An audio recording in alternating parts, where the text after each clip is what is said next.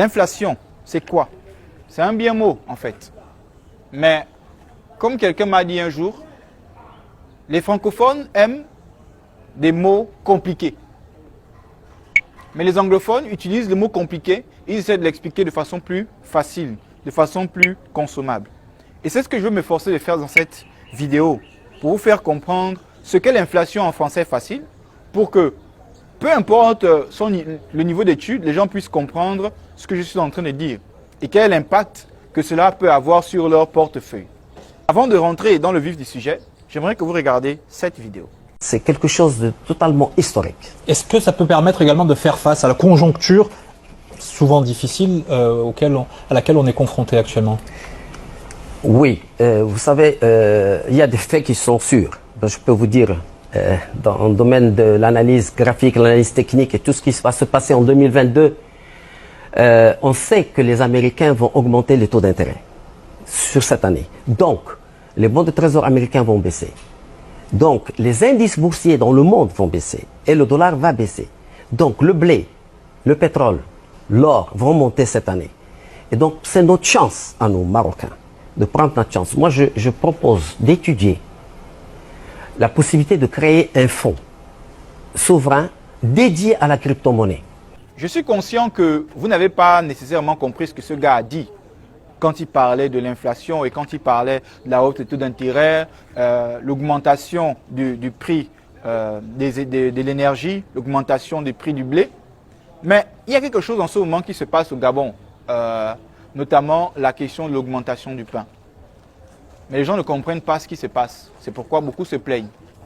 Non, le pain coûte cher, non, le pain coûte ceci, le pain coûte cela. Ça a toujours été ainsi. Ça a toujours été ainsi.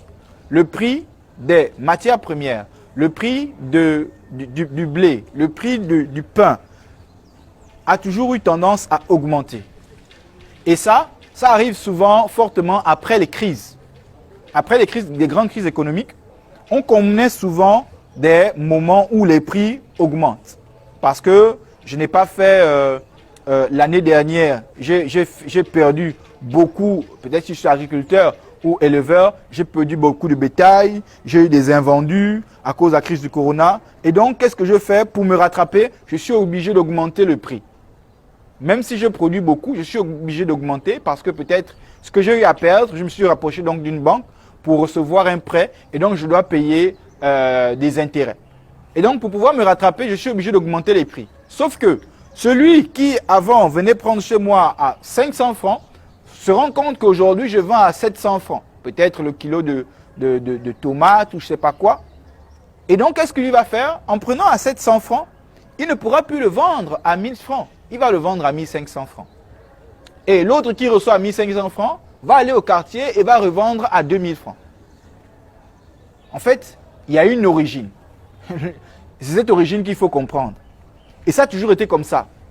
Si on pose la question à nos anciens qui ont vécu autour des années 1960 ou 1970 et que vous leur demandiez combien tu payais la maison, vous vous rendrez compte que le prix qu'ils dépensaient pour la maison n'est pas celui qu'on dépense aujourd'hui pour la même maison ou pour le même style de logement. Pourquoi? C'est à cause de l'inflation. L'inflation en français facile, c'est simplement le fait que la concurrence qu'il y a entre les billets de banque et les produits et les services qu'on offre penche beaucoup plus à l'endroit des produits et des services et font baisser la valeur des billets de banque face à ces produits et ces services que l'on peut avoir. J'essaie de vous expliquer en français facile.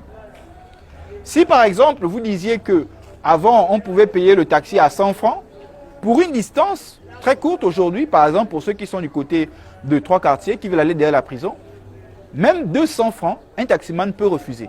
Pourquoi?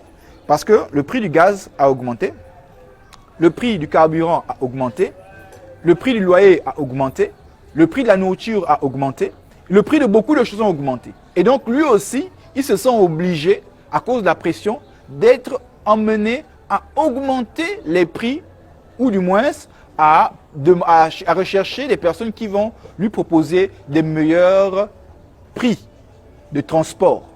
Et donc, quand vous demandez 200, 300, il ne vous regarde pas. Il passe parce que vous ne l'intéressez pas. Pourquoi vous ne l'intéressez pas? Parce que même le prix d'éducation de ses enfants a augmenté. Et tout ce système-là a une base. Et ça fait comme un effet boule de neige. Et le prix ne vont que grandissant. Comment donc vous faire comprendre le phénomène de l'inflation?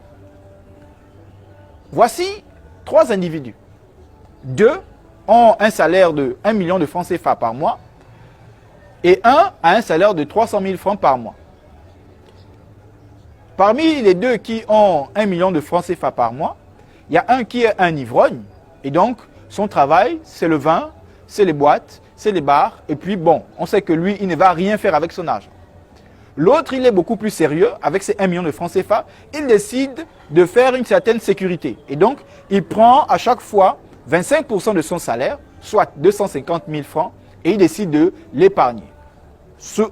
Disons que nous sommes en 2015, et ce monsieur a décidé de le faire ainsi durant 10 ans. Et quand on calcule par an, cette personne va épargner 3 millions de CFA. Donc, sur 10 ans, il aura 30 millions de CFA. Après avoir épargné 25% de son salaire. Celui qui a un salaire de 300 000 francs, lui procède avec une autre stratégie. Il décide de retirer à chaque fois 20% de son salaire mensuel, à savoir 60 000 francs de ces 300 000 de salaire, et il décide de les diviser en 2. Il met 30 000 francs pour épargner et il met 30 000 francs pour investir dans le Bitcoin et dans l'Ethereum. 50-50. Donc, il décide de mettre 15 000 francs dans l'Ethereum et 15 000 francs dans le Bitcoin. Rappelons que nous sommes en 2015. Et ce monsieur décide pour lui, non pas de pouvoir investir durant 10 ans, mais il décide d'investir durant 5 ans. Donc de 2015 à 2019. Regardons le tableau, ce que le tableau nous affiche. Au bout de 5 ans, le monsieur qui a décidé d'investir durant ces temps va se retrouver. C'est-à-dire après 5 ans, il arrête d'investir. En 2021, ce monsieur se retrouve avec son investissement en 2021 vaut plus de 100 millions de francs CFA. Donc les 30 000 francs que ce monsieur décide d'investir chaque mois dans le Bitcoin et dans l'Ethereum lui font au bout de 5 ans d'investissement. Donc, 5 ans d'investissement, il stoppe, il n'investit plus et il attend 2021. Arrivé en 2021, soit 2 ans plus tard, le monsieur se trouve avec avec un retour sur investissement de plus de 100 millions de francs CFA. Tout ce que je dis, vous pouvez les voir sur le site coinmarketcap.com pour vérifier si mes données sont les données que vous allez avoir. Certes, il y a des petites approximations, mais c'est globalement cela. C'est pour vous faire comprendre quoi? Que celui qui investit, celui qui épargne fait bien, mais celui qui investit fait mieux. Pourquoi? Parce que cette personne, en fait, est en train de se protéger du phénomène de l'inflation. De ce phénomène qui fait grimper le coût des matières premières, le coût de l'énergie, le coût de beaucoup de choses, et donc empêche aux gens de pouvoir répondre à tous ces besoins de façon beaucoup plus efficace. Celui qui a donc 30 millions, il faut qu'il compte, sur 10 ans, l'inflation va augmenter et la valeur de son argent va diminuer. Et donc, s'il estimait par exemple qu'il pouvait acheter une voiture de 3,5 millions, aujourd'hui, peut-être dans 10 ans, cette voiture de 3,5 millions aura une valeur de 10 millions de francs CFA ou de 5 millions de francs CFA. Donc, quand les gens décident d'épargner leur argent, ils doivent l'épargner en tenant compte de cela. Investir dans la crypto-monnaie est une opportunité. Mais comme je dis souvent, il faut prendre des bonnes décisions. Il faut prendre des décisions réfléchies afin de ne pas faire n'importe quoi. Donc, voici un peu comment je peux vous amener à comprendre l'inflation au-delà de toutes sortes de définitions qu'il y a sur le net. On s'est dit, bye.